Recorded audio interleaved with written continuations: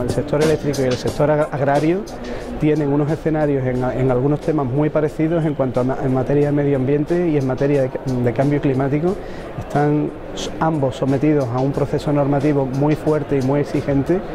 El medio ambiente y el cambio climático se han convertido en sectores totalmente estratégicos para ellos y tenemos por delante unas décadas de exigencias cada vez más fuertes en materia de reducción de emisiones.